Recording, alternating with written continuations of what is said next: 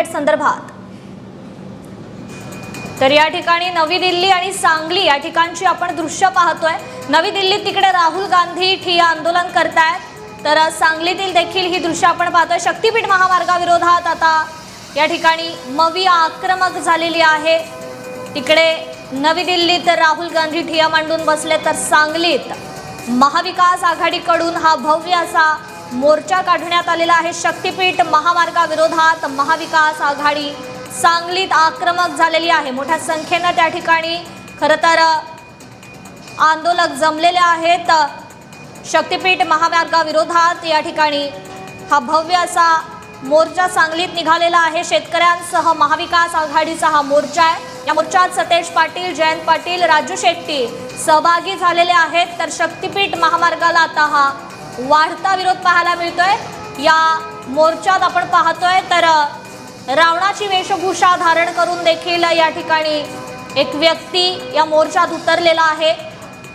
तर अनेक महत्त्वाचे नेते अर्थात सतेज पाटील असतील, जयंत पाटील असतील, शेतकरी नेते राजू शेट्टी असतील या मोर्चात सहभागी झालेले आहेत। मोठ्या प्रमाणात शेतकऱ्यांचा हा मोर्चा आता सांगलीत निघालेला आहे। शक्तीपीठ महामार्गाला शेतकऱ्यांसह महाविकास आघाडीनं विरोध केलेला आहे।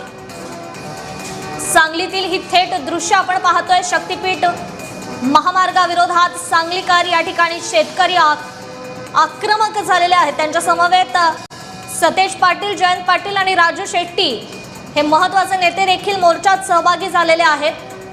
भव्य असा हा मोर्चा, सांगलीतील ही थेट दृश्य। शक्तीपीठ महामार्गाला शेतकऱ्यांनी विरोध केलेला आहे। तर खरं तर शक्तीपीठ महामार्गाचा हा मुद्दा गेल्या अनेक वर्षापासून गाजतोय। अनेक वर्षापासून शेतकरी मात्र या प्रकल्पाला विरोध करतायत। मात्र एकीकडे आता महाविकास आघाडी देखील शेतकऱ्यांबरोबरच या शक्तीपीठ महामार्गाला विरोध करताना दिसून येते।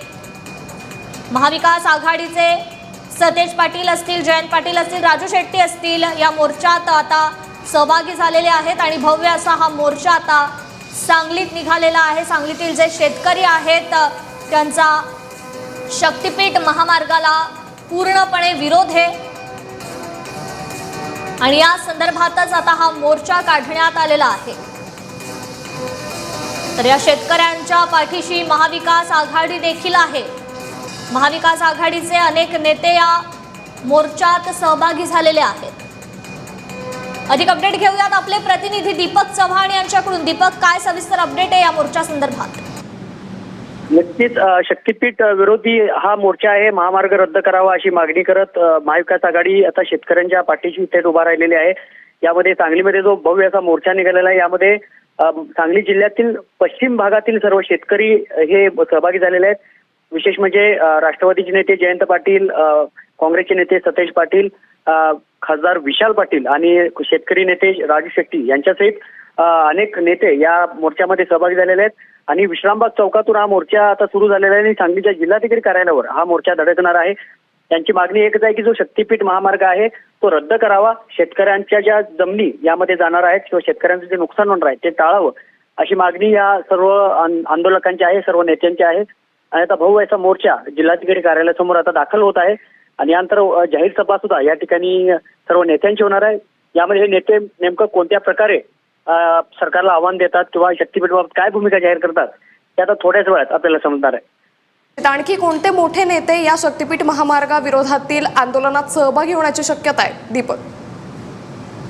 नक्कीच विश्वजित कदम सुद्धा या आंदोलनाला सहभागी होणार आहेत। मात्र त्यांच्या घरी एक दुःखद घटना घडल्यामुळे ते यात सहभागी होऊ शकले नाहीत। मात्र सांगली जिल्ह्यातले प्रमुख महाविकास आघाडीचे नेते आहेत ते यामध्ये सहभागी झालेले आहेत। यामध्ये विशेष करून खासदार विशाल पाटील आणि जयंत पाटील यांच्याकडे सांगली जिल्ह्याची धुरा ही असल्यामुळं हे प्रमुख नेते आणि त्यांच्या मागे मग सतेज पाटील असतील आणि माजी खासदार राजू शेट्टी हे सुद्धा यात सहभागी आहेत। याचबरोबर जिल्ह्यातील महाविकास आघाडीचे सर्व नेते सुद्धा या निमित्तानं या मोर्चामध्ये सहभागी झाल्याचं पाहायला मिळतं। निश्चित दीपक, या मोर्चाची रूपरेषा नेमकी कशी असेल, या मोर्चाचा मार्ग नेमका कसा आहे?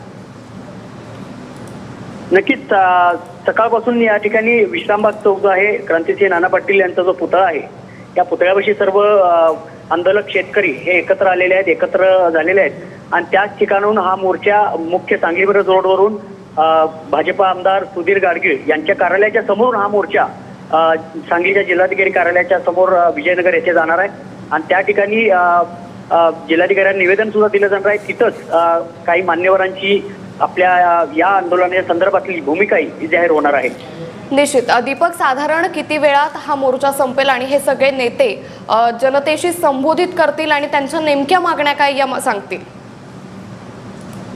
नक्कीच आता काही वेळामध्येच हा मोर्चा संपेल, कारण सध्या पावसाची परिस्थिती असल्यामुळं हा मोर्चा आता जिल्हाधिकारी कार्यालयाच्या समोरच दाखल झालेला आहे आणि आता काही वेळात या मोर्चाचं जाहीर सभेमध्ये रूपांतर होईल आणि या ठिकाणी जे प्रमुख जे नेते आहेत हे सर्व शेतकऱ्यांना संबोधित करतील आणि शक्तीपीठ महामार्ग रद्द करण्याची जी काही भूमिका त्यांची पहिल्यापासून आहे ती भूमिका ते पुन्हा एकदा या निमित्तानं मांडतील असं या ठिकाणी दिसून येते. मात्र त्यांच्या जाहीर सभांमध्ये ते पुन्हा काय वक्तव्य करतात, काय सरकारला आव्हान देतात हे पाहणं औत्सुक्याचं असेल. दीपक, आपण ही दृश्य सध्या पाहतोय. या मोर्चा संदर्भातली मोठ्या संख्येनं शेतकरी या मोर्चामध्ये सहभागी झाले. पोलिसांचा कशा पद्धतीनं बंदोबस्त या सगळ्या परिसरामध्ये तैनात करण्यात आलेला आहे? नक्कीच विश्रामबाग पोलीस ठाण्याच्या मार्गदर्शनाखाली तिथले पोलिसांच्या नेतृत्वाखाली या ठिकाणी संपूर्ण बंदोबस्त या मार्गावर देण्यात आलेला आहे. कोणत्या प्रकारे अनुचित प्रकार घडू नये किंवा कोणत्या प्रकारे मोर्चाला गालबोट लागणार नाही याची दक्षता पोलिसांनी घेतलेली आहे आणि सांगलीच्या पोलीस दलानं या बाबतीत योग्य ती खबरदारी घेऊन ठिकाणी आवश्यक तो पोलीस बंदोबस्त ठेवलेला आहे, जेणेकरून आंदोलकांना किंवा मोर्चेकरूंना शेतकऱ्यांना कोणत्याही प्रकारचा त्रास होणार नाही किंवा या मोर्चा बाबतीत कोणत्याही प्रकारे प्रतिमोर्चा किंवा अन्य कुठल्या गोष्टी होणार नाही त्याची खबरदारी विश्रामबाग पोलिसांनी घेतलेली आहे. दीपक, आपण या दृश्यांमध्ये पाहतोय काही नागरिकांनी या मोर्चामध्ये रावणाचा वेश परिधान करून या मोर्चात सहभाग घेतलेला आहे. त्यांचं नेमकं या मोर्चा संदर्भात काय म्हणणं आहे? नक्कीच या शेतकऱ्यांचं एकच म्हणणं आहे की रावणाप्रमाणे हे सरकार 12 तोंडी आहे. हे सरकार शेतकऱ्यांच्या विरोधी सरकार आहे, शेतकऱ्यांना घातक सरकार आहे आणि शेतकऱ्यांच्या बाजूचं हे सरकार नाही. प्रत्येक वेळी सरकार शेतकऱ्यांच्या बाबतीत वेगवेगळ्या भूमिका जाहीर करतं. कधी शेतकरी कर्जमाफी करतं, मात्र त्यातच वेगवेगळ्या प्रकारच्या अटी शर्ती घालतं. त्यामुळं हे 12 तोंडी सरकार आहे आणि 12 तोंडी असल्यामुळं हे रावणाचं सरकार आहे आणि हे रावणाचं सरकार हटवावं आणि शेतकऱ्यांना न्याय मिळावा असेही या निमित्तानं काही शेतकरी मागणी करताना पाहायला मिळत आहे. निश्चित. दीपक, तुर्तास धन्यवाद आपण दिलेल्या सविस्तर माहितीसाठी. तर ही दृश्य सध्या आपण पाहतोय. शक्तीपीठ महामार्गाला दिवसेंदिवस विरोध हा वाढत चाललेला आहे. यातच महाविकास आघाडी या शक्तीपीठ महामार्गाविरोधात आक्रमक झालेली आहे. सांगलीत शेतकऱ्यांसह महाविकास आघाडीच्या नेत्यांनी हा मोर्चा काढलेला आहे. यामध्ये सतेज पाटील, जयंत पाटील, राजू शेट्टी हे मोर्चामध्ये सहभागी झाले. अगदी काही वेळात हे सर्व नेते हे सभेच्या स्थळी पोहोचतील आणि त्या ठिकाणी हे या शेतकऱ्यांना संबोधित करतील. नेमकी त्यांची मागणी काय हे ते स्पष्ट करतील. त्यामुळे एकंदरीतच मोठा पोलिसांचा बंदोबस्त या सगळ्या परिसरामध्ये तैनात करण्यात आलेला आहे. शक्तीपीठ महामार्ग रद्द करा, गरज नसलेला शक्तीपीठ महामार्ग रद्द करा अशी मागणी महाविकास आघाडीच्या नेत्यांकडून त्याचबरोबर शेतकऱ्यांकडून करण्यात येते. तर सांगलीमध्ये शक्तीपीठ महामार्गाच्या विरोधात हा मोर्चा निघाल्याचं सध्या पाहायला मिळतंय. महाविकास आघाडीचे सर्व प्रमुख नेते हे या मोर्चामध्ये सहभागी झालेले आहेत. त्यांच्याकडून